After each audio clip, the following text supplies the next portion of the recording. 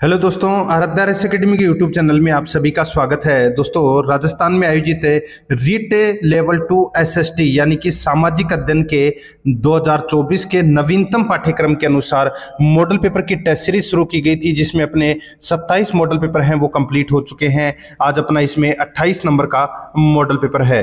कुल 150 प्रश्न इसमें शामिल किए गए हैं। हूबहू आपको ऐसा ही पेपर है वो परीक्षा में देखने को मिलेगा।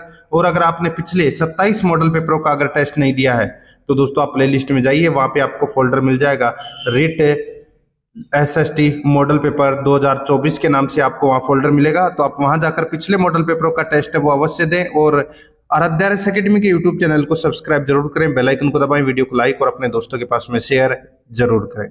जब तक दोस्तों 120 प्लस प्रश्न सही नहीं हो आपके, तो दोस्तों तब तक आपको टेस्ट है वो रोजाना देना है।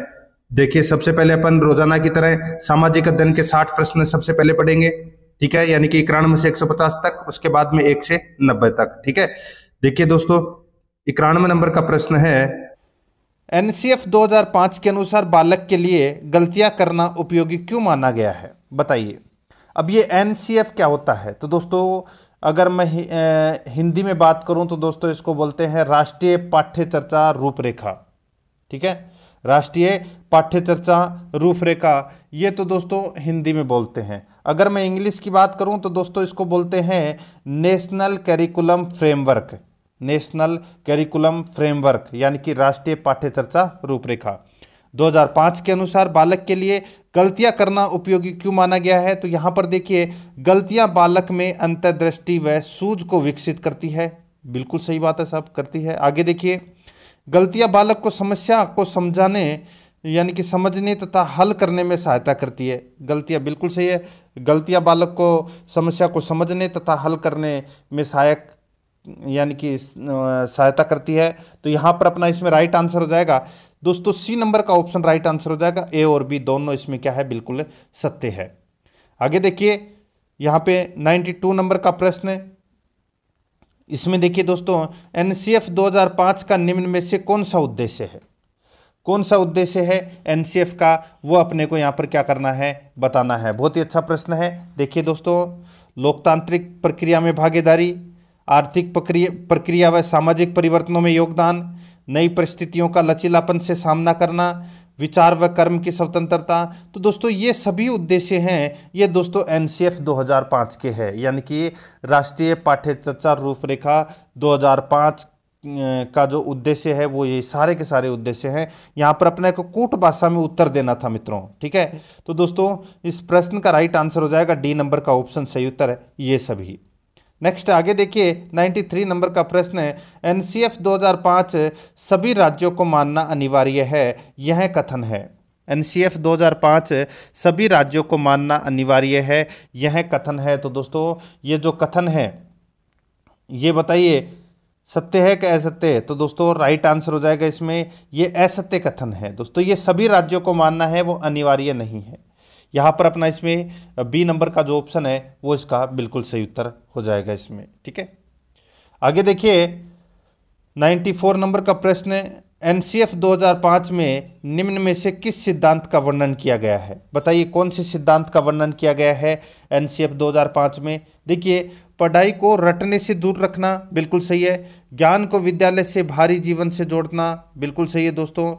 एक अधिभावी पहचान को विकसित करना, ये भी बिल्कुल सही है। तो ये सारे के सारे हैं, ये दोस्तों एनसीएफ 2005 में इन सभी सिद्धांतों का वर्णन है वो किया गया है। यहाँ पर अपना इसमें डी नंबर का ऑप्शन राइट आंसर हो जाएगा ये सभी।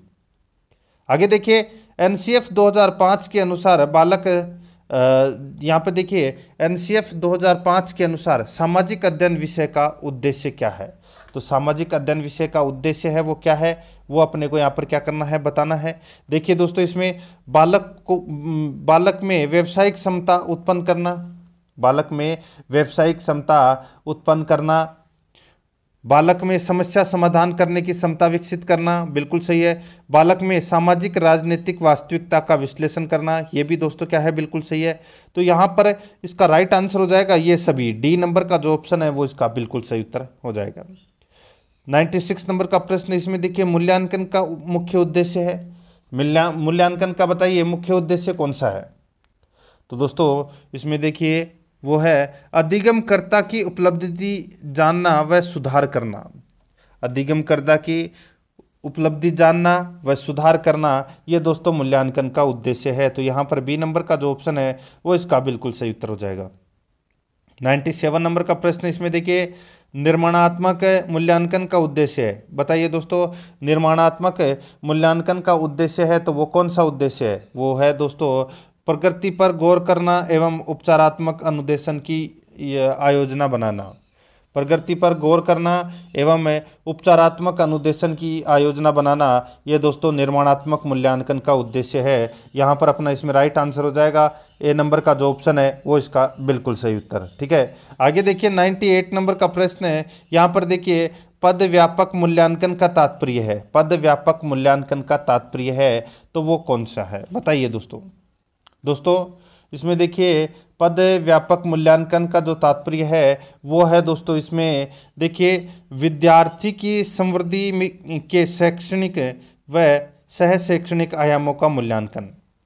विद्यार्थी की समृद्धि के शैक्षणिक व सह शैक्षणिक आयामों का मूल्यांकन, ये होता है दोस्तों व्यापक मूल्यांकन का तात्पर्य। तो यहाँ पर अपना इसमें राइट आंसर है डी नंबर का ऑप्शन बिल्कुल सही।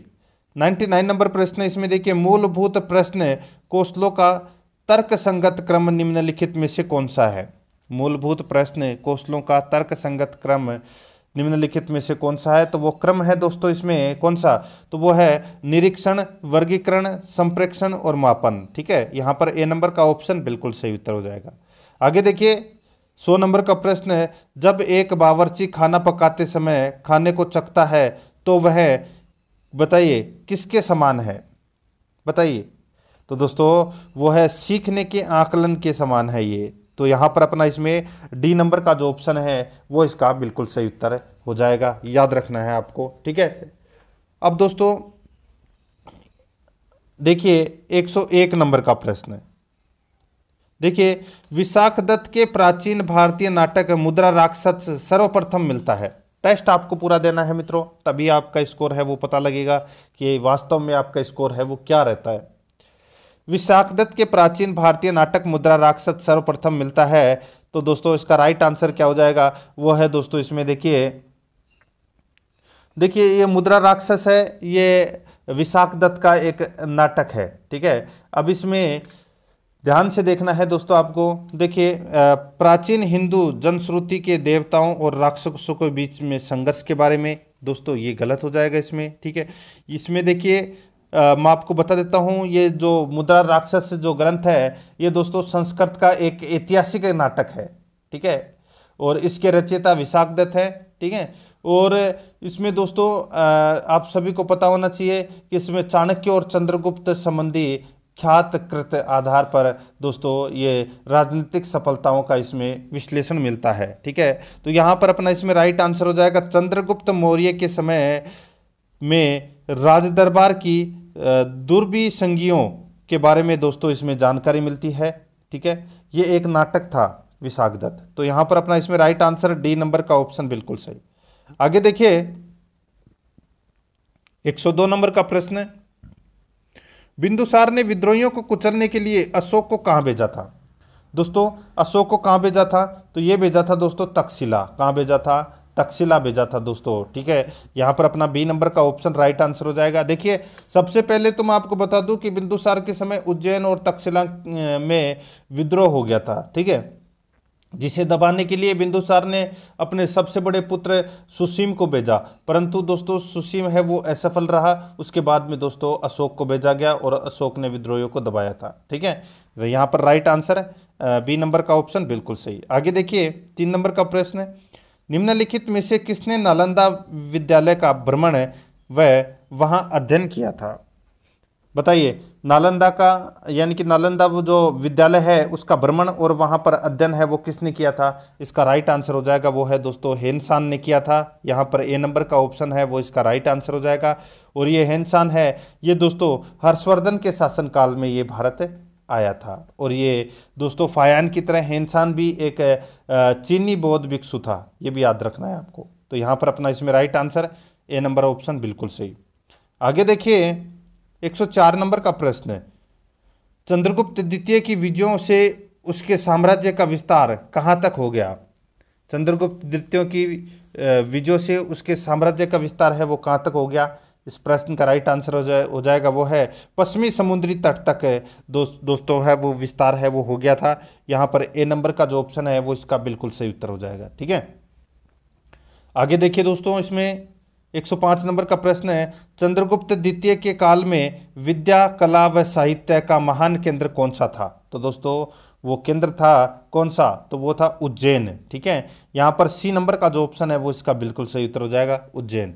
नेक्स्ट आगे देखिए, सूफी दर्शन ईश्वर का नाम लेने में किसे सहायक मानते थे? बताइए, सूफी दर्शन ईश्वर का नाम लेने में किसे सहायक मानते थे? तो ये मानते थे दोस्तों संगीत को और गायन को, इन दोनों को मानते थे। राइट आंसर हो जाएगा वो है सी नंबर का ऑप्शन सही उत्तर, ए और ब दोनों सही है इसमें। आगे देखिए,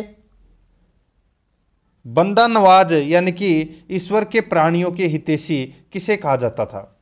बंदा नवाज किसे कहा जाता था? इसका बिल्कुल सही उत्तर हो जाएगा वो है दोस्तों, देखिए ये कहा जाता था किसे? तो ये कहा जाता था दोस्तों, देखिए सैयद मोहम्मद गेसुदराज। ठीक है, सैयद मोहम्मद गेसुदराज को दोस्तों बंदा नवाज है वो कहा जाता था। तो यहाँ पर अपना इसमें डी नंबर का जो ऑप्शन है वो इसका बिल्कुल सही उत्तर हो जाएगा। ठीक है, और दोस्तों ये नसीरुद्दीन चिराग ये दिल्ली के उत्तराधिकारी थे, ये भी आपको याद रखना है। तो यहाँ पर डी नंबर ऑप्शन बिल्कुल सही। नेक्स्ट आगे देखिए, कबीर किसके विरोधी थे? दोस्तों कबीर है वो किसके विरोधी थे? दोस्तों ये विरोधी थे जाति प्रथा के, मूर्ति प्रथा के, अवतार सिद्धांत के। तो यहाँ पर अपना इसमें राइट आंसर हो जाएगा उपरोक्त सभी, डी नंबर का ऑप्शन बिल्कुल सही। 109 नंबर का प्रश्न इसमें देखिए, गुरु नानक ने किसका विरोध किया? दोस्तों गुरु नानक ने किसका विरोध किया? तो ये विरोध किया दोस्तों जाति प्रथा का, बाह्य आडंबर का, ब्राह्मणों मुल्लाओं की श्रेष्ठता का। तो यहाँ पर इस प्रश्न का राइट आंसर हो जाएगा उपरोक्त सभी का। ठीक है, डी नंबर का जो ऑप्शन है वो इसका बिल्कुल सही उत्तर हो जाएगा। आगे देखिए, 110 नंबर का प्रश्न है, इसमें देखिए दोस्तों, भक्ति आंदोलन के महान प्रतिपादक वैष्णव संत कौन थे? तो बताइए वो वैष्णव संत कौन थे? तो इस प्रश्न का राइट आंसर हो जाएगा वो है दोस्तों रामानुज। ठीक है, तो यहाँ पर अपना इसमें ए नंबर का ऑप्शन राइट आंसर हो जाएगा रामानुज। ठीक है, याद रखना। आगे देखिए, शेरशाह सूरी भारत का प्रथम शासक माना जाता है, उसने क्या क्या सुधार किया? बताइए उसने क्या क्या सुधार किया, वो अपने को यहाँ पर क्या करना है बताना है। बहुत ही अच्छा प्रश्न है। देखिए दोस्तों, इसमें देखिए भारत में केंद्रीयकृत व्यवस्था को यानी कि केंद्रीयकृत व्यवस्था की स्थापना की, बिल्कुल सही है। विभिन्न सड़कों एवं सरायों का निर्माण करवाया, ये भी बिल्कुल सही है। डाक चौकियों का निर्माण एवं नवीन मुद्रा का चलन प्रारंभ किया, बिल्कुल सही है। तो यहाँ पर देखिए ये सारे के सारे कथन है वो इसमें बिल्कुल सही है। इस प्रश्न का राइट आंसर हो जाएगा उपरोक्त सभी कथन सत्य है। 112 नंबर का प्रश्न है, फतेहपुर सीकरी का निर्माण कार्य किस शासक ने शुरू कराया था? तो दोस्तों ये करवाया था किसने? तो ये करवाया था दोस्तों अकबर ने। तो यहाँ पर अपना इसमें सी नंबर का ऑप्शन राइट आंसर हो जाएगा, अकबर ने करवाया था दोस्तों ये फतेहपुर सीकरी का निर्माण कार्य। ठीक है, आगे देखिए 113 नंबर का प्रश्न है, सूची फर्स्ट और सूची सेकंड यहाँ पर अपने को क्या करना है दोस्तों? मिलान करना है। देखिए अपने को बताना है कि कौन सा युद्ध है वो दोस्तों किसके समय आयोजित हुआ था, वो अपने को यहाँ पर क्या करना है बताना है। दोस्तों देखिए हल्दी घाटी का जो युद्ध है ये दोस्तों आप सभी को पता है, ये अकबर और दोस्तों महाराणा प्रताप के मध्य यह है हल्दी घाटी का युद्ध आयोजित हुआ था। तो यहाँ पे हल्दी घाटी युद्ध क्या हो जाएगा? अकबर में आ जाएगा इसमें। ठीक है, और देखिए दोस्तों इसमें बिलग्राम का युद्ध, दोस्तों बिलग्राम का जो युद्ध है ये दोस्तों हुमायूं के शासनकाल में लड़ा गया था। ठीक है, हुमायूं के शासनकाल में ये लड़ा गया था। पानीपत का जो प्रथम युद्ध आप सभी को पता है दोस्तों, ये लड़ा गया था देखिए बाबर के समय भी लड़ा गया था, और खानवा का युद्ध है ये भी दोस्तों बाबर के समय लड़ा गया था। ठीक है, अब दोस्तों यहाँ पर देखिए सीधा सा मैं आपको बोलूँ, जो ये पानीपत का जो तृतीय युद्ध है ये दोस्तों अहमदाबाद, ठीक है, यानी कि अहमद शाह, ठीक है, ये अहमद शाह अब्दाली कर लेना, अहमद शाह अब्दाली के समय ये पानीपत का तृतीय युद्ध हुआ था। और खानवा का युद्ध है ये दोस्तों बाबर के समय हुआ था। तो इस प्रश्न का जो राइट आंसर हो जाएगा वो अपने को यहाँ पर बताना है। तो दोस्तों देखिए कौन सा हो जाएगा, 2 3 4 1। अब कूट भाषा में अपना इसमें राइट आंसर क्या हो जाएगा, 2 3 4 1, यानी कि अपना इसमें ए नंबर का जो ऑप्शन है वो इसका बिल्कुल सही उत्तर हो जाएगा। आगे देखिए इसमें निम्नलिखित युग्मों में से कौन सा एक सही सुमेलित नहीं है। तो कौन सा एक सही सुमेलित नहीं है वो अपने को यहाँ पर बताना है। देखिए एक तरफ अंग्रेज अधिकारी है, दूसरी तरफ मुगल बादशाह है, तो अपने को यहाँ पर बताना है कि कौन सा इसमें गलत दे रखा है। ठीक है, यहाँ पर देखिए जहांगीर विलियम हॉकिंस बिल्कुल सही है दोस्तों। जहांगीर के समय विलियम हॉकिंस आया था जो एक अंग्रेज अधिकारी था, बिल्कुल सही है दोस्तों। ठीक है, अकबर के समय सर टॉमस रो, ये भी गलत हो जाएगा दोस्तों। यहाँ पे अकबर के समय नहीं आया था, ये भी दोस्तों किसके समय आया था, जहांगीर के समय आया था दोस्तों ये। ठीक है, sir Thomas Roe. Sir Thomas Roe के शासनकाल में दोस्तों 2 अंग्रेज अधिकारी आए थे, एक विलियम हॉकिंस और एक सर टॉमस रो। ठीक है, और शाहजहाँ के समय आया था दोस्तों ट्रेवनियर, और औरंगजेब के समय आया था दोस्तों मनुकी। ठीक है, तो यहाँ पर अपना इसमें बी नंबर का ऑप्शन बिल्कुल सही उत्तर हो जाएगा। बहुत ही शानदार प्रश्न है। ठीक है, स्क्रीनशॉट ले सकते हो तो ले लेना इसका। 15 नंबर का प्रश्न इसमें देखिए, कंधार के निकल जाने से मुगल साम्राज्य को एक बड़ा धक्का पहुंचा।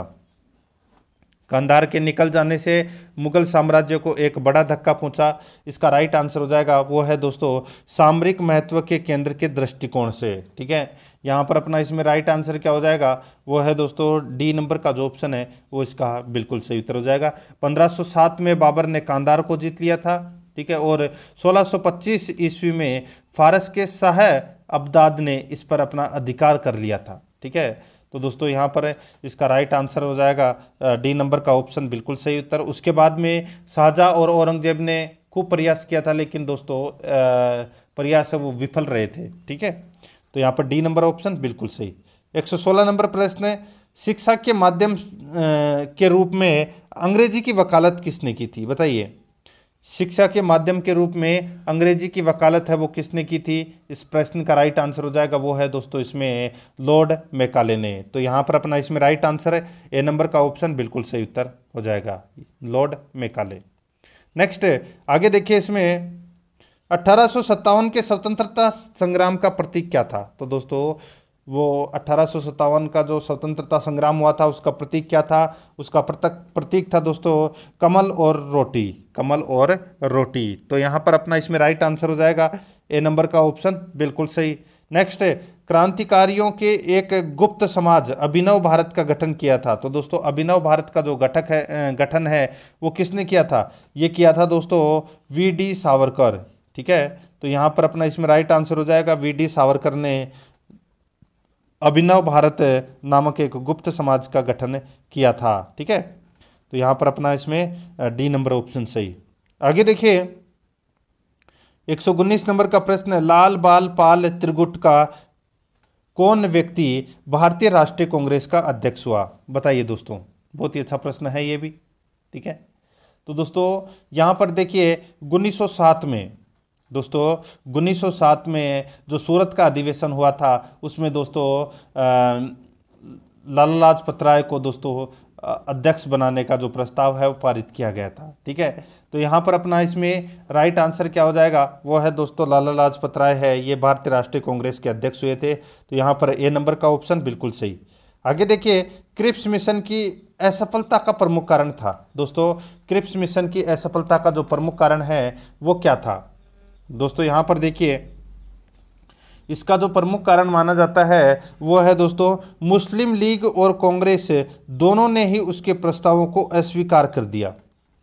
यही कारण था क्रिप्स मिशन के असफल होने का। तो यहाँ पर अपना इसमें राइट आंसर हो जाएगा डी नंबर का जो ऑप्शन है वो इसका बिल्कुल सही उत्तर हो जाएगा। ठीक है, आगे देखिए इसमें 121 नंबर का प्रश्न है, संविधान सभा का प्रथम अधिवेशन हुआ। तो दोस्तों संविधान सभा का प्रथम अधिवेशन है ये हुआ था कब, तो ये 9 दिसंबर 1946 को ये प्रथम अधिवेशन हुआ था, जिसमें अस्थायी अध्यक्ष चुना गया था डॉक्टर सच्चिदानंद सिन्हा को। और इसके ठीक 2 दिन बाद यानी कि 11 दिसंबर 1946 को दूसरी बैठक हुई थी जिसमें डॉक्टर राजेंद्र प्रसाद को स्थायी अध्यक्ष है वो चुन लिया गया था। यहाँ पर ए नंबर का ऑप्शन बिल्कुल सही। 122 नंबर का प्रश्न है, भारत की संविधान सभा ने राष्ट्रीय ध्वज को सर्वप्रथम कब स्वीकार किया। तो दोस्तों कब स्वीकार किया? ये स्वीकार किया दोस्तों, यहाँ पर इसका राइट आंसर हो जाएगा वो है 22 जुलाई 1947 को राष्ट्रीय ध्वज को दोस्तों क्या किया था? स्वीकार किया था। ठीक है। और मैं बात करूं दोस्तों राज चिन्ह को, तो राज चिन्ह को स्वीकार किया गया था दोस्तों 26 जनवरी 1950 को। ठीक है। राष्ट्रगान को स्वीकार 24 जनवरी 1950 को किया गया था और राष्ट्रीय पंचांग को स्वीकार है ये 22 मार्च 1957 को किया गया था। ये भी आपको इसमें याद रखना है। तो यहाँ पर अपना इसमें ए नंबर का जो ऑप्शन है वो इसका बिल्कुल सही उत्तर हो जाएगा। आगे देखिए, जर्मनी के वाइमर संविधान से निम्नलिखित में से कौन सा लक्षण भारतीय संविधान में लिया गया है? जर्मनी के वाइमर संविधान से निम्नलिखित में से कौन सा लक्षण भारतीय संविधान में लिया गया है? तो दोस्तों यहाँ पर देखिए, इस प्रश्न का राइट आंसर हो जाएगा, यहाँ पे देखिए आपातकाल, नाम तो सुना ही होगा दोस्तों। ठीक है। तो यहाँ पर भी दोस्तों वही हो जाएगा। इसमें राष्ट्रीय आपातकाल के दौरान मौलिक अधिकारों के विलंबन संबंधी प्रावधान है, ये दोस्तों जर्मनी से लिए गए हैं। तो यहाँ पर अपना इसमें राइट आंसर हो जाएगा डी नंबर का जो ऑप्शन है वो इसका बिल्कुल सही उत्तर। ठीक है दोस्तों, यहाँ पर देखिए जो 44वां संविधान संशोधन हुआ था 1978 में, ठीक है, उसके द्वारा दोस्तों राष्ट्रीय आपातकाल के दौरान अनुच्छेद 20 और 21 है, ठीक है, के तहत जो मूल अधिकार है उनको निलंबित नहीं किया जा सकता। ये भी आपको याद रखना है। तो यहाँ पर अपना इसमें डी नंबर का ऑप्शन बिल्कुल सही। आगे देखिए, नागरिकों के मूल कर्तव्यों की सूची भारतीय संविधान के जिस अनुच्छेद में दी गई है वो अनुच्छेद कौन से हैं? दोस्तों मूल कर्तव्य कौन से अनुच्छेद में है?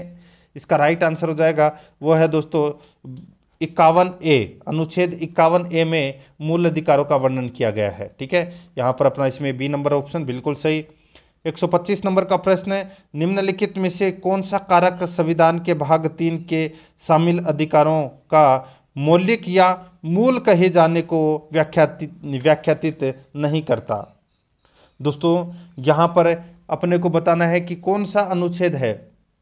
ठीक है, यानी कि दोस्तों मूल अधिकार आप सभी को पता होगा मूल अधिकार है। ठीक है, इसमें से कुछ अधिकार दोस्तों भारतीयों के लिए भी है और कुछ अधिकार है वो विदेशियों को भी प्राप्त है। दोस्तों यहाँ पर देखिए बहुत ही अच्छा प्रश्न है ये। देखिए ये नागरिक और विदेशों को समान है, बिल्कुल सही है दोस्तों। ठीक है, और इसमें देखिए ये सामान्य कानूनों में श्रेष्ठ है, ये गलत हो जाएगा। ये देश का शासन चलाने के लिए मूलभूत है, बिल्कुल सही है। ये निष्पक्ष नहीं है, बिल्कुल सही है। तो यहाँ पर 1, 3 और 4 तो इसमें क्या है, ये तो सत्य हो जाएगा, यानी कि सी नंबर का ऑप्शन बिल्कुल सही उत्तर हो जाएगा। अब दोस्तों यहाँ पर देखिए मैं आपको बताता हूँ, इसमें देखिए अनुच्छेद 15, 16, 19, 29 और 30 याद रखना। ठीक है, अनुच्छेद 15, 16, 19, 29 और 30 दोस्तों ये अनुच्छेद है, ये केवल भारतीय नागरिकों को प्राप्त मूल अधिकार है। ठीक है, ये अधिकार है वो विदेशियों को प्राप्त नहीं है, ये अनुच्छेदों में जो अधिकार दिए गए हैं। ठीक है, तो दोस्तों इसके अलावा जो अनुच्छेद हैं जैसे कि 14, 17, 18, 20, 21, 22, 23, 24, 25, 26, 27, 28 और 32 ये दोस्तों भारतीयों के साथ साथ विदेशियों को भी प्राप्त है ये अधिकार। ठीक है, तो ये आपको इसमें याद रखना है 15, 16, 19, 29 और 30। ठीक है, तो यहाँ पर इस प्रश्न का right answer C number option सही उत्तर हो जाएगा। आगे देखिए, भारत में राष्ट्रपति के चुनाव संबंधी विवाद के मामले को निम्नलिखित में से किसके पास भेजा जाएगा? किसके पास भेजा जाएगा? तो ये सुप्रीम कोर्ट के पास में जाएगा। राइट आंसर सी नंबर का ऑप्शन हो जाएगा भारत के उच्चतम न्यायालय के पास। नेक्स्ट है, राष्ट्रपति के दिशा निर्देशक सिद्धांतों में नहीं है, तो दोस्तों बताइए कौन नहीं है? तो वो है दोस्तों इसमें वैधानिक प्रतिबंध नहीं है। यहाँ पर इसमें बी नंबर ऑप्शन बिल्कुल सही। आगे देखिए, भारतीय संसद के दोनों सदनों की संयुक्त बैठक किस संबंध में होती है? तो दोस्तों कौन से संबंध में होती है? तो ये साधारण विधेयक के संबंध में ये बैठक होती है। ठीक है, तो यहाँ पर अपना इसमें राइट आंसर हो जाएगा सी नंबर ऑप्शन बिल्कुल सही। नेक्स्ट है, उच्च न्यायालय के क्षेत्राधिकार में संकुचन या विस्तार करने का अधिकार किसके पास में है? तो ये अधिकार है दोस्तों किसके पास में? तो ये संसद के पास में है दोस्तों। राइट आंसर हो जाएगा इसमें बी नंबर का ऑप्शन बिल्कुल सही। आगे देखिए, जम्मू कश्मीर राज्य का संविधान बनाया गया, यानी कि दोस्तों जम्मू कश्मीर राज्य का संविधान बनाया है, तो दोस्तों किसने बनाया है? तो यहाँ पर देखिए 4 ऑप्शन आपके सामने दिए गए हैं दोस्तों। जम्मू कश्मीर राज्य का जो संविधान बनाया है, ये बनाया है दोस्तों राज्य द्वारा स्थापित संविधान सभा ने। तो यहाँ पर अपना इसमें राइट आंसर डी नंबर का ऑप्शन बिल्कुल सही। आगे देखिए, विश्व की सबसे लंबी पर्वतमाला है, तो सबसे लंबी पर्वतमाला कौन सी है, वो है दोस्तों इसमें बताइए। तो दोस्तों इसका राइट आंसर हो जाएगा वो है एंडीज पर्वतमाला है, वो सर्वाधिक लंबी पर्वतमाला है। ठीक है, याद रखना। आगे देखिए, पानी के आयतन पर आधारित विश्व की सबसे बड़ी नदी कौन सी है। पानी के आयतन पर आधारित विश्व की सबसे बड़ी नदी कौन सी है, इसका राइट आंसर हो जाएगा वो है दोस्तों अमेजन। यहाँ पर डी नंबर का जो ऑप्शन है वो इसका बिल्कुल सही उत्तर हो जाएगा अमेजन। ठीक है दोस्तों, अमेजन नदी है ये दक्षिण अमेरिका से होकर बहने वाली एक नदी है। ठीक है, राइट आंसर इसमें डी नंबर का ऑप्शन बिल्कुल सही उत्तर हो जाएगा। आगे देखिए, व्यापारिक पवनें कहाँ चलती है। व्यापारिक पवनें हैं ये दोस्तों कहाँ चलती है, तो ये चलती है उपोष्ण उच्च दाब से चलती है दोस्तों, ये उपोष्ण उच्च दाब से चलती है। सी नंबर का ऑप्शन राइट आंसर हो जाएगा। आगे देखिए, सुनामी किस भाषा का शब्द है। दोस्तों सुनामी है ये कौन सी भाषा का शब्द है, अपना इसमें राइट आंसर हो जाएगा वो है दोस्तों ये जापानी भाषा का शब्द है सुनामी। यहाँ पर सी नंबर का ऑप्शन है वो इसका बिल्कुल सही उत्तर हो जाएगा, जापानी भाषा का ये क्या है, शब्द है। आगे देखिए, 35 नंबर का प्रश्न यानी कि 135 नंबर का प्रश्न है। इसमें देखिए दोस्तों, इसमें निम्नलिखित में से कौन सी स्थानीय पवन है अफ्रीका से यानी कि अफ्रीका के मिनी तट की लोगों को आर्द्र मौसम से राहत प्रदान करती है, बताइए दोस्तों। अच्छा प्रश्न है ये भी। यहां पर देखिए, निम्नलिखित में से कौन सी स्थानीय पवन अफ्रीका के मिनी तट के लोगों को आर्द्र मौसम में राहत प्रदान करती है, तो वो कौन सी स्थानीय पवन है दोस्तों, वो पवन है हरमट्ठन पवन। कौन सी है, हरमट्ठन पवन। तो यहाँ पर अपना इसमें बी नंबर का ऑप्शन राइट आंसर हो जाएगा, हरमट्ठन पवन। नेक्स्ट है, निम्नलिखित में से किस राज्य की तट रेखा सर्वाधिक लंबी है, तो कौन से राज्य की तट रेखा सबसे लंबी है, राइट आंसर हो जाएगा वो है दोस्तों गुजरात राज्य की जो तट रेखा है वो सबसे लंबी है। ठीक है, तो यहाँ पर अपना इसमें राइट आंसर हो जाएगा दोस्तों गुजरात ऑप्शन में नहीं दे रखा है, तो गुजरात के बाद में सेकंड नंबर पर आता है दोस्तों वो आता है आंध्र प्रदेश। ठीक है, तो यहाँ पर अपना इसमें राइट आंसर हो जाएगा आंध्र प्रदेश, इसका बिल्कुल सही उत्तर हो जाएगा। ठीक है, आगे देखिए, 137 नंबर का प्रश्न है, ग्रीष्म काल में आने वाले तूफानों को निम्नलिखित में से किस राज्य में काल बैसाखी के नाम से जाना जाता है, बताइए। काल बैसाखी के नाम से किसे जाना जाता है, इसका बिल्कुल सही उत्तर हो जाएगा वो है ये जाना जाता है दोस्तों पश्चिम बंगाल। ठीक है दोस्तों, पश्चिम बंगाल में जो तेज गति से चलने वाली स्थानीय पवन है उसको काल बैसाखी बोलते हैं। ठीक है, तो यहाँ पर अपना इसमें राइट आंसर हो जाएगा डी नंबर ऑप्शन सही। आगे देखिए, भारत में जैव विविधता के ताप स्थल है, भारत में जैव विविधता के जो ताप स्थल हैं वो कौन कौन से हैं, तो दोस्तों वो है पूर्वी हिमालय व पश्चिमी हिमालय। तो यहाँ पर अपना इसमें राइट आंसर हो जाएगा ए नंबर का जो ऑप्शन है वो इसका बिल्कुल सही। अच्छा प्रश्न है। आगे देखिए, निम्नलिखित उद्योगों में किस भारतीय उद्योग में सार्वजनिक क्षेत्र में सबसे अधिक पूंजी निवेश हुआ है, तो सबसे अधिक जो पूंजी निवेश हुआ है दोस्तों कौन से उद्योग में हुआ है, ये हुआ है लोहा इस्पात उद्योग में। यहाँ पर बी नंबर का ऑप्शन बिल्कुल सही उत्तर हो जाएगा।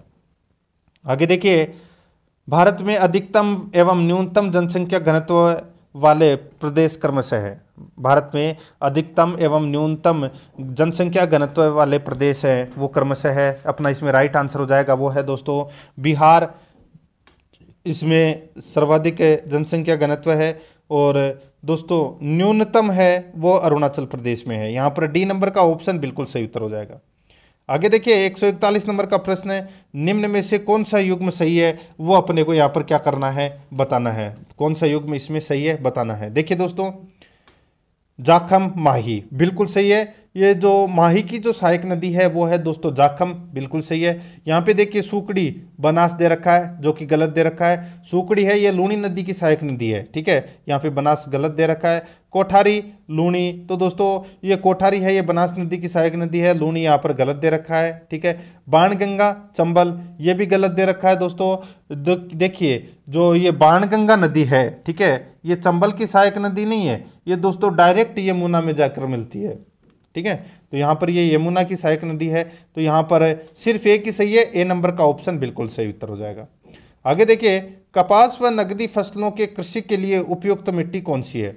कपास व नकदी फसलों की कृषि के लिए उपयुक्त मिट्टी कौन सी है? तो दोस्तों वो उपयुक्त मिट्टी है काली मिट्टी। कौन सी मिट्टी? काली मिट्टी। तो यहाँ पर ए नंबर का ऑप्शन बिल्कुल सही उत्तर हो जाएगा, काली मिट्टी। ठीक है। 143 नंबर का प्रश्न है, इसमें देखिए राजस्थान की जलवायु को प्रभावित करने वाले तत्व हैं। बताइए राजस्थान की जलवायु को प्रभावित करने वाले तत्व हैं तो वो कौन से हैं? तो वो है दोस्तों राज्य की अक्षांशीय स्थिति, बिल्कुल सही है। प्रचलित हवाएं, बिल्कुल सही है। समुद्र से दूरी, ये भी बिल्कुल सही है। तो यहाँ पर इस प्रश्न का राइट आंसर हो जाएगा उपरोक्त सभी। डी नंबर का ऑप्शन बिल्कुल सही। 144 नंबर का प्रश्न, इसमें देखिए अरावली पर्वतमाला की कुल लंबाई है। अरावली पर्वतमाला की दोस्तों कुल लंबाई कितनी है? तो वो है 650 किलोमीटर। सॉरी 650 नहीं, 692 किलोमीटर। ठीक है, कितनी है दोस्तों? 692 किलोमीटर है ये अरावली पर्वतमाला की कुल लंबाई है, जिसमें से राजस्थान में अरावली की कुल लंबाई कितनी है? तो वो है दोस्तों 550 किलोमीटर, याद रखना। तो यहाँ पर अपना इसमें राइट आंसर डी नंबर का ऑप्शन बिल्कुल सही। आगे देखिए वन्य जीव संरक्षण अधिनियम पारित होने का वर्ष है। तो कब पारित हुआ था? ये पारित हुआ था दोस्तों 1972 में। सी नंबर का ऑप्शन बिल्कुल सही। देखिए सचियाय माता का मंदिर कहाँ स्थित है? दोस्तों सचियाय माता का मंदिर है, ये कहाँ पर है? तो ये ओसिया जोधपुर में है। कहाँ पर है? ओसिया जोधपुर में। ए नंबर ऑप्शन बिल्कुल सही। आगे देखिए लोक तीर्थ गौतमेश्वर जिस जिले में स्थित है वह है। बताइए लोक तीर्थ गौतमेश्वर कहाँ पर स्थित है? राइट आंसर हो जाएगा वो है दोस्तों ये पाली में है।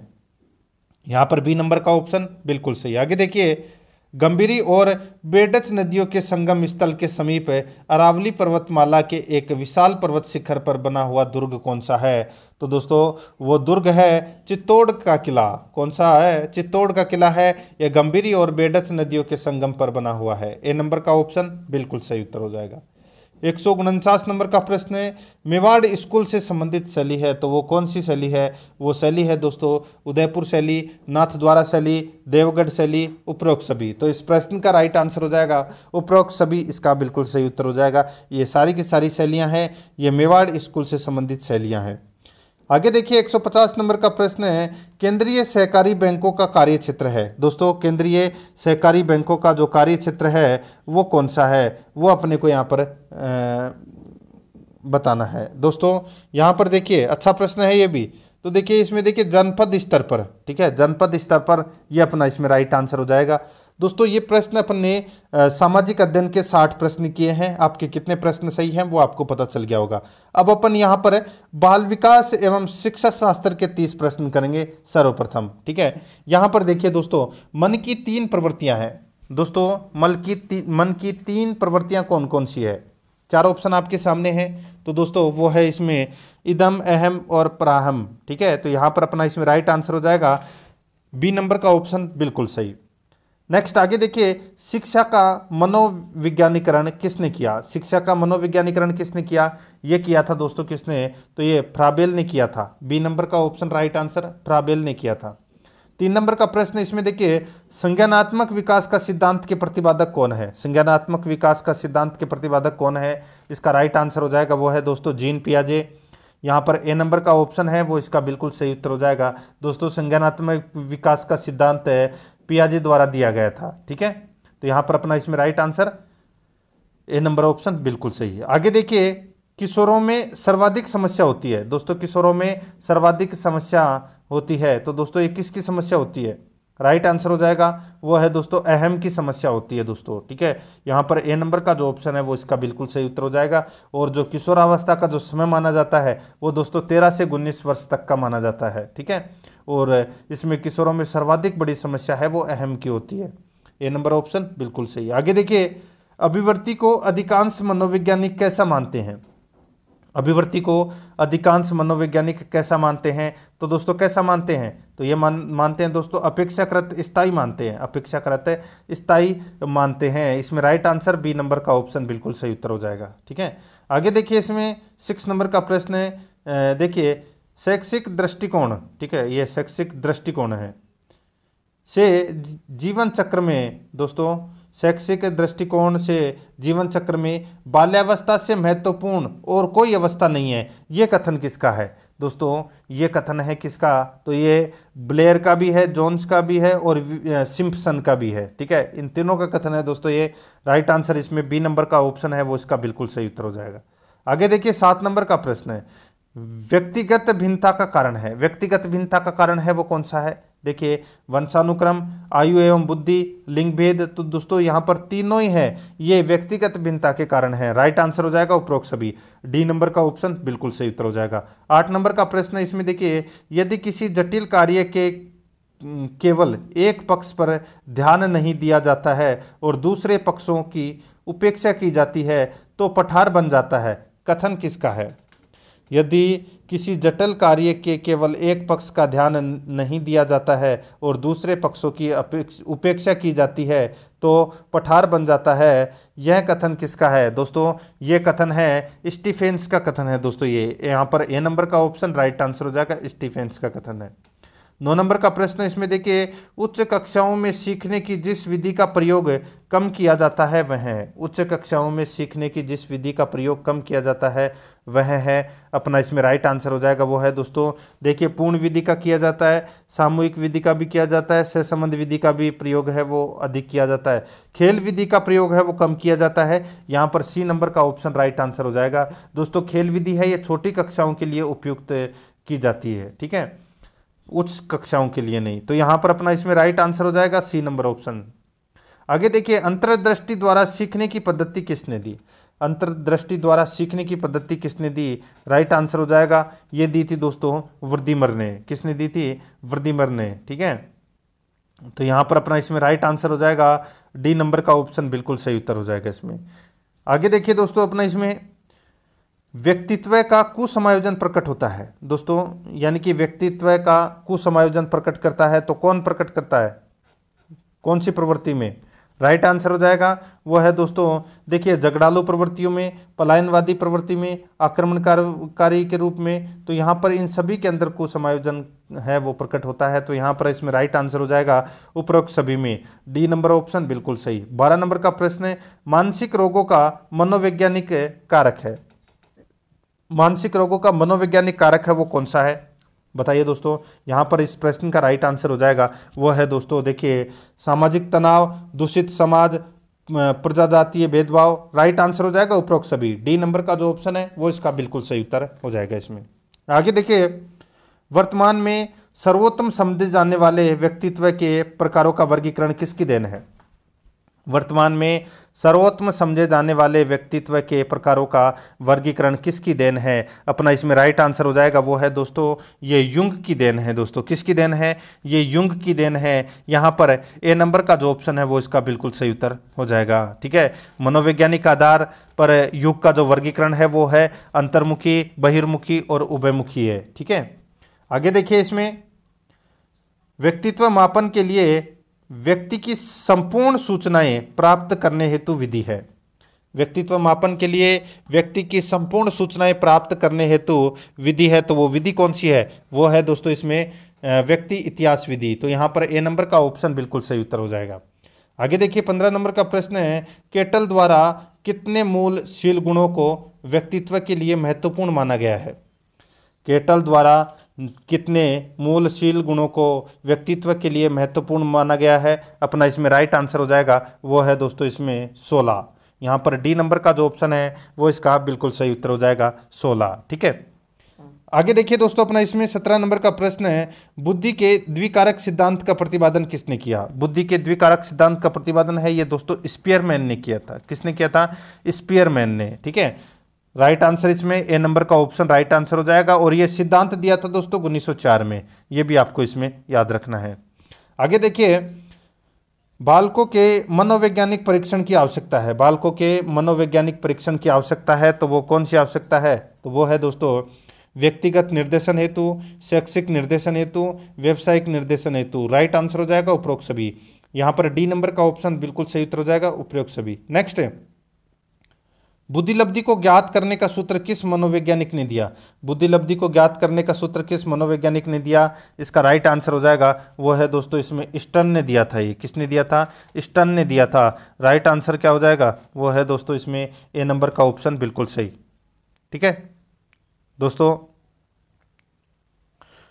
यहाँ पर इसका राइट आंसर हो जाएगा ए नंबर का ऑप्शन बिल्कुल सही, स्तन। नेक्स्ट आगे देखिए, अभिप्रेरक उत्पन्न होते हैं दोस्तों, अभिप्रेरक उत्पन्न होते हैं, इसका राइट आंसर हो जाएगा वो है दोस्तों ये किशोरावस्था में उत्पन्न होते हैं। तो यहाँ पर अपना इसमें right answer C number option हो जाएगा। आगे देखिए, खेल क्रियाएं बालकों के किस आयु वर्ग पर अपनी चरम सीमा पर होती है? बताइए, खेल क्रियाएं बालकों के किस आयु वर्ग पर अपनी चरम सीमा पर होती है? इसका राइट आंसर हो जाएगा वो है दोस्तों जूनियर हाई स्कूल स्तर के, जूनियर हाई स्कूल स्तर के। यहाँ पर सी नंबर का ऑप्शन बिल्कुल सही उत्तर हो जाएगा। आगे देखिए 21 नंबर का प्रश्न है, रुचि कितने प्रकार की होती है? दोस्तों रुचि है वो कितने प्रकार की होती है? रुचि दोस्तों इसमें जन्मजात और अर्जित 2 प्रकार की होती है। राइट आंसर हो जाएगा इसमें ए नंबर का ऑप्शन बिल्कुल सही उत्तर हो जाएगा, जन्मजात और अर्जित। आगे देखिए, विज्ञान तथा तकनीकी क्षेत्र से संबंधित परीक्षण नहीं है। विज्ञान तथा तकनीकी क्षेत्र से संबंधित परीक्षण नहीं है, तो वो कौन सा परीक्षण नहीं है दोस्तों? वो है इसमें कौन सा? तो वो है यहाँ पर देखिए ग्रेव डिजाइन निर्णय परीक्षण, ग्रेव डिजाइन निर्णय परीक्षण है, ये नहीं है। बाकी स्टैंडर्ड विज्ञान अभिक्षमता परीक्षण, इंजीनियरिंग अभिक्षमता परीक्षण, मिनीसोटा इंजीनियरिंग अभिक्षण परीक्षण, तो यहाँ पर अपना इसमें डी नंबर का जो ऑप्शन है वो इसका बिल्कुल सही उत्तर हो जाएगा। ठीक है, यहाँ पर देखिए 23 नंबर का प्रश्न है, विधम के अनुसार अभियोग्यता में शामिल तथ्य है। विधम के अनुसार अभियोग्यता में शामिल तथ्य है, तो वो कौन सा तथ्य है? वो तथ्य है दोस्तों इसमें देखिए, इसमें किसी योग्यता ज्ञान को अर्जन करने की तैयारी की जाती है। इसमें किसी योग्यता ज्ञान को अर्जित करने की तैयारी की जाती है। दूसरा है वह उस योग्यता या ज्ञान को अर्जन करने की क्षमता है, उनके अर्जन के बाद संतोष मिलता है, बिल्कुल सही है। तो यहाँ पर ये तीनों ही सही है, राइट आंसर हो जाएगा उपरोक्त सभी, डी नंबर का ऑप्शन बिल्कुल सही उत्तर हो जाएगा। 24 नंबर का प्रश्न इसमें देखिए, विशुद्ध अनुसंधान की संज्ञा उसे दी जाती है जिसमें ज्ञान की प्राप्ति ज्ञान के लिए होती है। यह कथन किसका है? दोस्तों ये कथन है किसका है? तो ये कथन है दोस्तों ये यंग का कथन है। तो यहाँ पर अपना इसमें राइट आंसर हो जाएगा ए नंबर का जो ऑप्शन है वो इसका बिल्कुल सही उत्तर हो जाएगा।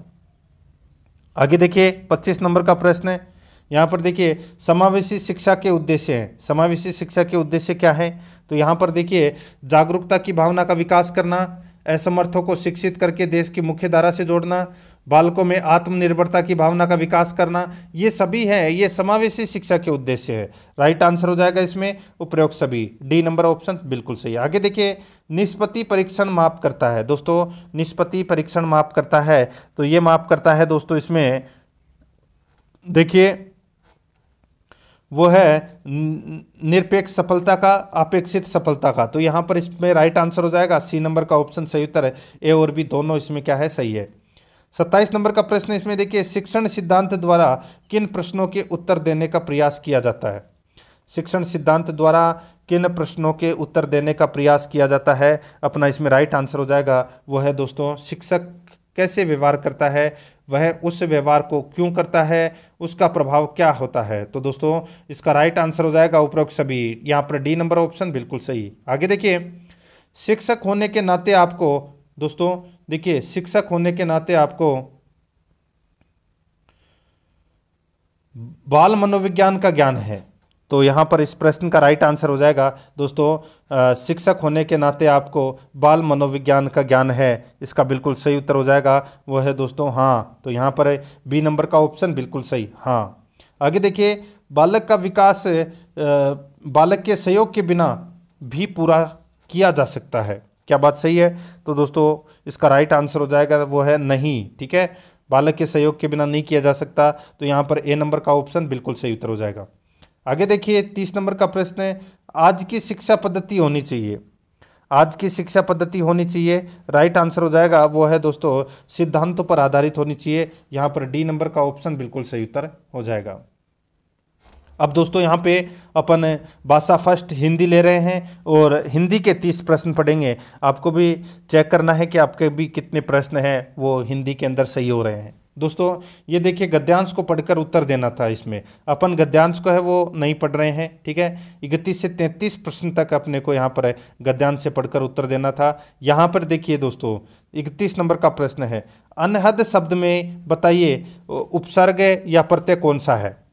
यहाँ पर देखिए अनहद में अन क्या है, उपसर्ग है दोस्तों ये, तो यहाँ पर बी नंबर का ऑप्शन है वो इसका बिल्कुल सही उत्तर हो जाएगा। आगे देखिए संगतकार का अर्थ है दोस्तों, संगतकार का अर्थ क्या है दोस्तों, इसका राइट आंसर हो जाएगा वो है इसमें देखिए गायक के साथ गाने वाला, गायक के साथ गाने वाला है उसको कहते हैं दोस्तों संगतकार, ठीक है, याद रखना उसको क्या कहते हैं, संगतकार बोलते हैं। तो यहाँ पर इस प्रश्न का राइट आंसर क्या हो जाएगा, बी नंबर का जो ऑप्शन है वो इसका बिल्कुल सही उत्तर हो जाएगा, ठीक है।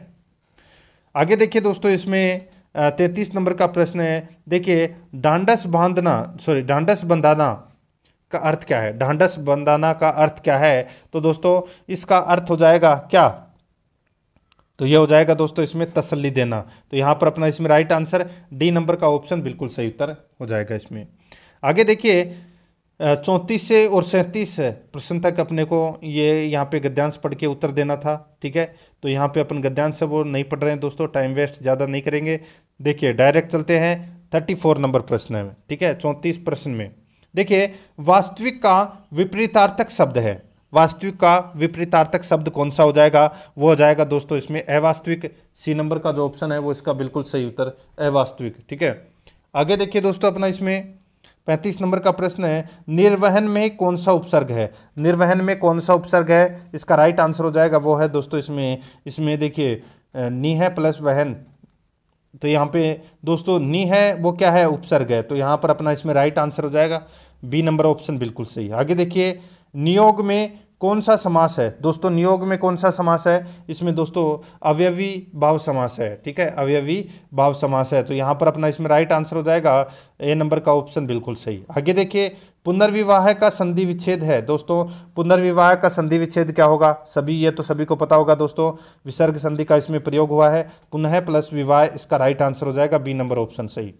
आगे देखिए खेत में फसल की सुरक्षार्थ एवं पशु पक्षियों को डराने के लिए खड़ा किया गया, यानी कि खड़ा किया जाने वाला जो पुतला है उसको क्या बोलते हैं दोस्तों, उसको बोलते हैं क्या, उसको बोलते हैं दोस्तों अडवो बोलते हैं। सी नंबर का ऑप्शन है वो इसका राइट आंसर हो जाएगा, अडवो बोलते हैं दोस्तों से, ठीक है। आगे देखिए 39 नंबर का प्रश्न है, नाक का एक विशेष आभूषण कौन सा है दोस्तों, नाक का आभूषण कौन सा है, तो वो है दोस्तों कोको, कोको है ये नाक का आभूषण है, यहाँ पर बी नंबर का ऑप्शन बिल्कुल सही उत्तर। आगे देखिए शिकंजी शब्द में कौन सी संज्ञा है दोस्तों, शिकंजी शब्द में कौन सी संज्ञा है, तो दोस्तों इसका राइट आंसर क्या हो जाएगा, वो है इसमें द्रव्यवाचक ये एक संज्ञा है, ठीक है। शिकंजी जैसे आप बनाते हैं नींबू की शिकंजी, ठीक है, ऐसे ही, तो ये द्रव्यवाचक है, यहाँ पर डी नंबर का ऑप्शन बिल्कुल सही उत्तर। आगे देखिए आप शब्द का प्रयोग अपने लिए किस सर्वनाम में होता है, बताइए, आप शब्द का प्रयोग है वो अपने लिए किस सर्वनाम में होता है, इसका राइट आंसर हो जाएगा वो है दोस्तों ये निजवाचक में होता है, यहाँ पर बी नंबर का जो ऑप्शन है वो इसका बिल्कुल सही उत्तर हो जाएगा। आगे देखिए 42 नंबर का प्रश्न है, गुणवाचक विशेषण किस क्रमांक में है, गुणवाचक विशेषण है वो किस क्रमांक में है, इसका राइट आंसर हो जाएगा वो है दोस्तों इसमें ये नया में है, ठीक है, नया में गुणवाचक विशेषण है, तो यहाँ पर अपना इसमें right answer A number option सही। आगे देखिए भारतीय शब्द का बहुवचन क्या है दोस्तों, भारतीय शब्द का बहुवचन है वो क्या है, इसका राइट आंसर हो जाएगा वो है इसमें भारतीयों में, तो यहाँ पर अपना सी नंबर का जो ऑप्शन है वो इसका बिल्कुल सही उत्तर हो जाएगा भारतीयों में। आगे देखिए 44 नंबर का प्रश्न है, मुख्य क्रिया के अर्थ को कौन सी क्रिया स्पष्ट और पूर्ण करती है, बताइए दोस्तों, मुख्य क्रिया के अर्थ को कौन सी क्रिया स्पष्ट और पूर्ण करती है, इसका राइट आंसर हो जाएगा वो है दोस्तों अपना इसमें सहायक क्रिया, ठीक है, राइट आंसर हो जाएगा ए नंबर ऑप्शन सही उत्तर सहायक क्रिया। आगे देखिए यथेष्ट शब्द में संधि है, तो दोस्तों यहाँ पर जहाँ पर भी आपको दोस्तों एक मात्रा दिख जाए ऊपर, वहाँ पर दोस्तों कौन सी संधि होगी, वहाँ पर संधि होगी दोस्तों गुण संधि, तो यहाँ पर अपना इसमें राइट आंसर हो जाएगा ए नंबर का ऑप्शन बिल्कुल सही उत्तर, जहाँ पर भी दो मात्रा दिख जाए उसमें दोस्तों वर्धी संधि का प्रयोग है, ठीक है।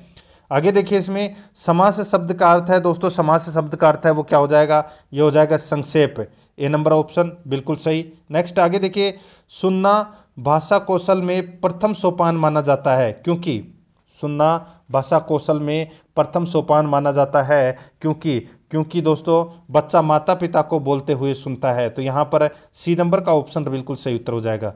48 नंबर का प्रश्न इसमें देखिए, नीम हकीम खतरे जान, नीम हकीम खतरे जान। दोस्तों ये लोकोक्ति है और इसका अर्थ क्या है? तो इसका अर्थ होता है इसमें दोस्तों वो है इसमें देखिए अल्प विद्या भयंकर, अल्प विद्या भयंकर। जैसे कि कुछ डॉक्टर होते हैं जो नीम के पेड़ के नीचे भी बैठ के दवाई देते रहते हैं, जिनको कम ज्ञान होता है गाँवों के अंदर। तो यहाँ पर अपना इसमें right answer D number option बिल्कुल सही। आगे देखिए, परीक्षा शब्द निम्नलिखित वर्गों में से किस वर्ग में आता है? परीक्षा शब्द निम्नलिखित वर्गों में से किस वर्ग में आता है? यहाँ पर अपना इसमें राइट आंसर क्या हो जाएगा? वो है दोस्तों इसमें तत्सम। यहाँ पर सी नंबर का जो ऑप्शन है वो इसका बिल्कुल सही उत्तर हो जाएगा, तत्सम। ठीक है, परीक्षा शब्द है ये तत्सम है। आगे देखिए, स्थावर का विलोम होगा। दोस्तों स्थावर का जो विलोम है ये हो जाएगा दोस्तों जंगम। कौन सा हो जाएगा? जंगम है, ये स्थावर का विलोम है। यहाँ पर इसका राइट आंसर डी नंबर का ऑप्शन बिल्कुल सही उत्तर हो जाएगा। आगे देखिए, इसमें निर्निमेष शब्द में कौन सा उपसर्ग है? बताइए, निर्निमेष शब्द में कौन सा उपसर्ग है? राइट आंसर हो जाएगा इसमें उपसर्ग है दोस्तों, इसमें निरुपसर्ग है। यहाँ पर ए नंबर का ऑप्शन सही उत्तर। आगे देखिए, गुलाबी में कौन सा प्रत्यय है? दोस्तों गुलाबी में कौन सा प्रत्यय है? तो यहाँ पर गुलाब प्लस ई, तो ये इसमें ई प्रत्यय है। यहाँ पर बी नंबर ऑप्शन बिल्कुल सही। आगे देखिए, निम्नलिखित में से कौन सा शब्द विद्युत का पर्यायवाची नहीं है? विद्युत का पर्यायवाची कौन सा नहीं है? तो वो है दोस्तों इसमें देखिए चपला, तड़ित और सौदामिनी। ये तीनों दोस्तों क्या है? ठीक है, चपला, तड़ित और सौदामिनी ये तीनों विद्युत के पर्यायवाची हैं, लेकिन कोदंड नहीं है। यहाँ पर right answer B number option सही उत्तर हो जाएगा। आगे देखिए, भाषा प्रवाह को कुशल बनाने में सर्वाधिक भूमिका होती है। तो सर्वाधिक भूमिका किसकी होती है? तो ये होती है दोस्तों बोलने की। यहाँ पर ए नंबर का ऑप्शन बिल्कुल सही, बोलने की। आगे देखिए, पूर्ण विराम चिन्ह है दोस्तों, पूर्ण विराम चिन्ह है कौन सा है? राइट आंसर हो जाएगा इसमें वो है दोस्तों ये पूर्ण विराम चिन्ह है, डी नंबर वाला ऑप्शन है। ठीक है, यहाँ पर डी नंबर का ऑप्शन सही उत्तर। आगे देखिए, रेखीय अभिक्रम संबंधित है। दोस्तों रेखीय अभिक्रम संबंधित है, तो ये किससे संबंधित है? इसका राइट आंसर हो जाएगा वो है दोस्तों अभिक्रमित अध्ययन से संबंधित है ये। तो यहाँ पर सी नंबर का ऑप्शन बिल्कुल सही उत्तर हो जाएगा। आगे देखिए, 57 नंबर का प्रश्न है, हर्बर्ट की पंचपदी पाठ योजना में तीसरा पद माना जाता है। हर्बर्ट की पंचपदी पाठ योजना में तीसरा पद माना जाता है। इसका राइट आंसर हो जाएगा वो है दोस्तों इसमें प्रस्तुतिकरण में। तो यहाँ पर डी नंबर का ऑप्शन बिल्कुल सही उत्तर हो जाएगा, प्रस्तुतिकरण में। आगे देखिए, 58 नंबर का प्रश्न है, कमजोर छात्रों की पहचान किस परीक्षा के माध्यम से की जाती है? कमजोर छात्रों की पहचान किस परीक्षा के माध्यम से की जाती है? इसका राइट आंसर हो जाएगा वो है दोस्तों निष्पत्ति परीक्षण से। तो यहाँ पर डी नंबर का जो ऑप्शन है वो इसका बिल्कुल सही उत्तर हो जाएगा, निष्पत्ति परीक्षण से। आगे देखिए, 59 नंबर प्रश्न है, मौखिक भाषा के आकलन का सर्वोत्तम तरीका है। मौखिक भाषा के आकलन का सर्वोत्तम तरीका है वो कौन सा है? दोस्तों वो तरीका है अनुभव बांटना व बातचीत। अनुभव बांटना व बातचीत है, ये मौखिक भाषा के आकलन का सर्वोत्तम तरीका है। यहाँ पर अपना इसमें राइट आंसर हो जाएगा डी नंबर का ऑप्शन बिल्कुल सही। आगे देखिए, पढ़ना कौशल में सबसे ज्यादा महत्वपूर्ण है। पढ़ना कौशल में सबसे ज्यादा महत्वपूर्ण है दोस्तों, ये महत्वपूर्ण है संदर्भानुसार अर्थ ग्रहण करना। ठीक है, तो यहाँ पर इसमें राइट आंसर हो जाएगा डी नंबर का ऑप्शन बिल्कुल सही। अब दोस्तों अपन ने देखिए भाषा फर्स्ट हिंदी के 30 प्रश्न कर लिए हैं। अब अपन दोस्तों भाषा सेकंड संस्कृत भाषा के दोस्तों प्रश्न करेंगे। ठीक है, मुझे संस्कृत कम पढ़ने आती है, तो आपको भी दोस्तों साथ में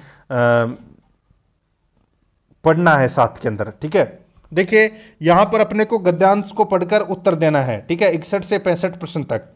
यहाँ पे दोस्तों देखिए, शुद्धोदन आपने वो कहानी तो सुनी होगी दोस्तों, एक कपिल वस्तु नामक एक स्थान था जहाँ पर शुद्धोदन नामक एक राजा हुआ करता था। ठीक है, तो दोस्तों उसका पुत्र था सिद्धार्थ।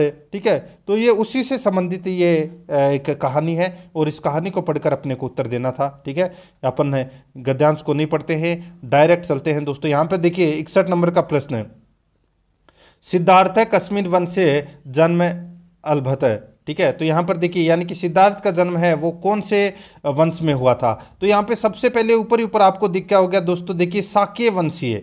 ठीक है, साक्य वंशीय शुद्धोदन नामक कशिचत राजा आदि आसित। ठीक है, तो यहाँ पर अपना इसमें देखिए ये शाक्य वंश का है, ठीक है। तो यहाँ पर अपना इसमें राइट आंसर हो जाएगा ए नंबर का ऑप्शन है वो इसका बिल्कुल सही उत्तर हो जाएगा, शाक्य है, ठीक है। आगे देखिए 62 नंबर का प्रश्न है, राजधानी पदस्य समासः विग्रह भवति। बताइए राजधानी शब्द में कौन सा इसमें समास विग्रह है वो अपने को यहाँ पर बताना है। इसका राइट आंसर हो जाएगा वो है दोस्तों इसमें राज्ञ है प्लस धानी, ठीक है, राज्ञ है धानी। तो यहाँ पर ए नंबर का ऑप्शन है वो इसका बिल्कुल सही उत्तर हो जाएगा।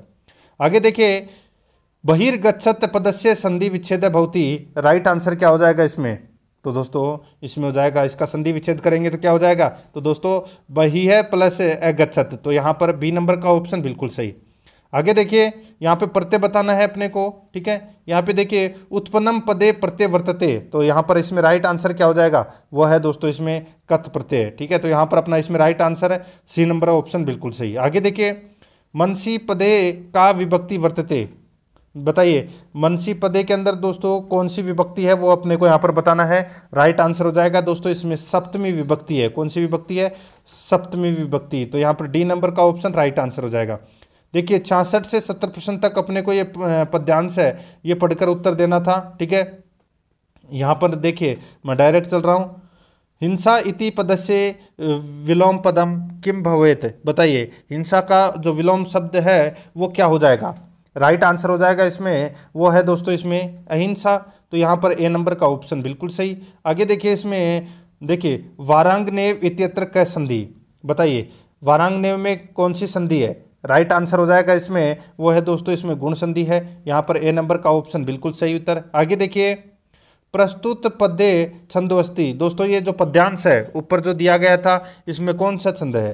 राइट आंसर हो जाएगा वो है दोस्तों अपना इसमें वो है वसंत तिलका, ठीक है। तो यहाँ पर अपना इसमें राइट आंसर डी नंबर का ऑप्शन बिल्कुल सही उत्तर हो जाएगा। आगे देखिए सत्य नरता इत्यत्र समास है कै वर्तते। बताइए इसमें कौन सा समास है। राइट आंसर हो जाएगा इसमें वो है इसमें दोस्तों क्रमधारय समास है। तो यहाँ पर अपना इसमें right answer C number option बिल्कुल सही। आगे देखिए नीति पदे प्रत्यय वर्तते। नीति पदे प्रत्यय वर्तते राइट आंसर हो जाएगा इसमें वो है दोस्तों इसमें कौन सा, तो वो है कितनी। तो यहाँ पर अपना इसमें राइट आंसर हो जाएगा वो है दोस्तों इसमें तो दोस्तों कठिन प्रत्यय है। तो यहाँ पर अपना सी नंबर का ऑप्शन है वो इसका बिल्कुल सही। आगे देखिए अर्ध सवरा संति ही। दोस्तों अर्ध सवरा संति, तो यहाँ पर अपना इसमें राइट आंसर क्या हो जाएगा वो है इसमें दोस्तों वो है अंतस्था, ठीक है। तो दोस्तों यहाँ पर अपना इसमें राइट आंसर हो जाएगा अंतस्थ व्यंजन होते हैं ना, तो यहाँ पे अंतस्था, ठीक है। तो यहाँ पर सी नंबर ऑप्शन बिल्कुल सही। आगे देखिए ड वर्ण से उच्चारण स्थानम किम। दोस्तों यहाँ पे जो ड वर्ण है इसका उच्चारण स्थान कौन सा है वो अपने को यहाँ पर बताना है। राइट आंसर हो जाएगा वो है दोस्तों मुर्दा, ठीक है, कंठ तालु मुर्दा, ठीक है। तो यहाँ पर मुर्दा इसका राइट आंसर हो जाएगा डी नंबर ऑप्शन सही। आगे देखिए शुद्धम वाक्यमस्ति। शुद्ध वाक्य कौन सा है वो अपने को यहाँ पर बताना है। दोस्तों यहाँ पर देख सकते हैं इसमें देखिए नृणाम विप्रह श्रोष्टि, ठीक है, नरणाम विप्रय श्रोतस्ति नुसु विप्रय नास्ति। तो इसमें सारे के सारे हैं वो दोस्तों शुद्ध वाक्य हैं। राइट आंसर डी नंबर का ऑप्शन हो जाएगा सर्वे। आगे देखिए द्विकर्मक धातु नास्ति। द्विकर्मक धातु नास्ति राइट आंसर हो जाएगा इसमें वो है दोस्तों देखिए ची। ची इसका राइट आंसर हो जाएगा डी नंबर ऑप्शन बिल्कुल सही। आगे देखिए यहाँ पे अपने को खालिस्तान भरना है। देखिए उद्मेन ही सिंध्यंती न मनोरथे, ठीक है। तो यहाँ पर अपना इसमें राइट आंसर क्या हो जाएगा वो है दोस्तों इसमें कार्याणी आएगा, इसमें कार्याणी न मनोरथे। तो यहाँ पर इसमें सी नंबर ऑप्शन बिल्कुल सही। आगे देखिए गद्य शिक्षण से प्रभावशाली शिक्षण प्रविधि अस्ति। राइट आंसर हो जाएगा वो है दोस्तों स्पष्टीकरण प्रविधि। यहाँ पर बी नंबर का ऑप्शन बिल्कुल सही उत्तर हो जाएगा। आगे देखिए आगमन विधो छात्रों नियम निर्धारिती। बताइए आगमन विधो छात्रों नियमम निर्धारियति। राइट आंसर हो जाएगा इसमें वो है इसमें स्वयं। ये नंबर का जो ऑप्शन है वो इसका बिल्कुल सही उत्तर हो जाएगा। दोस्तों वीडियो को लाइक नहीं किया तो एक बार सभी के सभी मित्र हैं वो वीडियो को लाइक कर दीजिए। देखिए यहाँ पे उद्देश्य मूल्यांकनम विदो। बताइए दोस्तों उद्देश्य मूल्यांकन विदो, यहाँ पर अपना इसमें राइट आंसर क्या हो जाएगा वो है दोस्तों त्रिस्तरीय सक्रियता भवति। तो यहाँ पर अपना इसमें बी नंबर का ऑप्शन बिल्कुल सही उत्तर हो जाएगा। आगे देखिए परंपरागत विदो व्याकरण से ज्ञानम प्रदीयते।